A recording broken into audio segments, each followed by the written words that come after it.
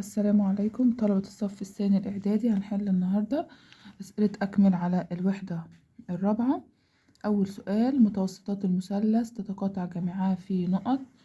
متوسطات المثلث تتقاطع جميعها في نقطة واحدة. احنا قلنا أي مثلث بيكون ليه 3 متوسطات، أي نوع مثلث بيكون ليه 3 متوسطات. لو رسمنا أي مثلث المتوسطات كلها تتقاطع في نقطة واحدة. بعد كده السؤال التاني: زاوية القاعدة في المثلث المتساوي الساقين نقط. المثلث المتساوي الساقين بيكون زاويتين القاعدة فيه متساويتان في القياس، يبقى نكتب متساويتان في القياس. أو ممكن نكتب ايه تاني اللي بتساوي في المعنى متساويتان في القياس؟ متطابقتين. بعد كده السؤال الثالث: منصف زاوية الرأس المثلث المتساوي الساقين يكون نقط على القاعدة ونقط. منصف زاوية الرأس في المثلث المتساوي الساقين بيكون عمودي على القاعدة وينصفها، قسمها نصين يبقى يكون عمودي على القاعدة وينصف. يبقى تاني: منصف زاوية الرأس، اللي نصف زاوية الرأس في المثلث المتساوي الساقين يكون ايه؟ يكون عمودي على القاعدة وينصفها. بعد كده السؤال الرابع: المتوسط المرسوم من رأس مثلث متساوي الساقين يكون نقط ونقط. المتوسط المرسوم من رأس مثلث متساوي الساقين، المتوسط اللي هو نصف القاعدة. لو أنا عندي يكون اسمه ألف ب، المثلث اسمه ألف ب ج، وأنا عندي ألف د ده متوسط، يبقى هيعمل ايه تاني؟ هينصف زاوية الرأس ويكون عمودي على القاعدة. هيعمل حاجتين: يكون عمودي على القاعدة وايه تاني؟ وينصف زاوية الرأس وينصف زاوية الرأس. بعد كده السؤال رقم 6: المستقيم العمودي على قطعة مستقيمة من منتصفها يكون نقط. عندي مستقيم، دي عندي قطعة مستقيمة والمستقيم عمودي عليها من منتصفها، هيكون اسمه ايه المستقيم ده؟ هيكون اسمه محور تماثل القطعة المستقيمة. تعريف محور تماثل القطعة المستقيمة: هو المستقيم العمودي عليها من منتصف. محور تماثل القطعة المستقيمة هو المستقيم العمودي عليها من منتصف. بعد كده السؤال رقم 7: المثلث المتساوي الساقين الذي قياس إحدى زواياه 60 يكون نقط. ما يكون عندي مثلث متساوي الساقين وقال لي إحدى زواياه 60، محددش، ممكن تكون زاوية قاعدة. لو هي زاوية قاعدة 60 يبقى الزاوية القاعدة التانية برضو ب60 زيها، يبقى علشان نجيب الزاوية التالتة هتكون 60. كده عندي التلات زوايا متساوية، يبقى كده التلات أضلاع متساوية.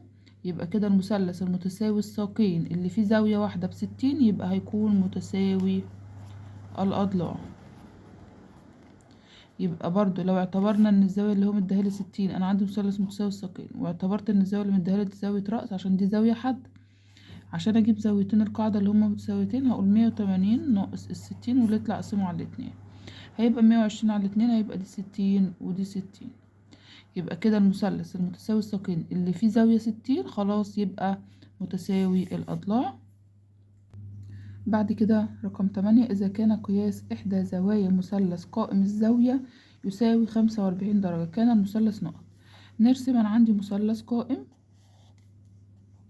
وقال لي إحدى زواياه المثلث القائم 45، يبقى فاضل لي أجيب الزاوية التالتة. الزاوية التالتة هتكون 90 ناقص ال45 هتكون 45، أو ممكن تقول 180 ناقص افتح قوس 45 زائد ال90 هتطلع 45 درجة.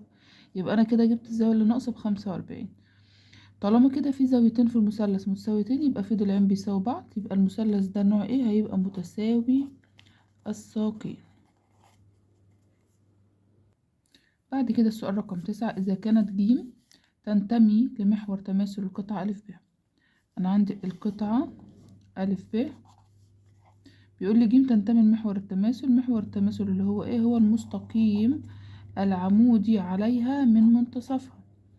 طيب بيقول لي ج تنتمي للمستقيم، وليكن ج موجودة على المستقيم هنا، فإن ألف ج ناقص ب ج هيكون بيساوي صفر. ليه بيساوي صفر؟ لأن ألف ج بيساوي ج ب. أي نقطة تقع على محور تماثل القطعة المستقيمة بتكون على بعدين متساويين من محور التماثل. من طرفي النقطة بيكون على بعدين متساويين من طرفي النقطة. تاني، أي نقطة تقع على محور التماثل القطعة المستقيمة بتكون على بعدين متساويين من طرفي النقطة. فأنا عندي ألف ج بيساوي ج ب.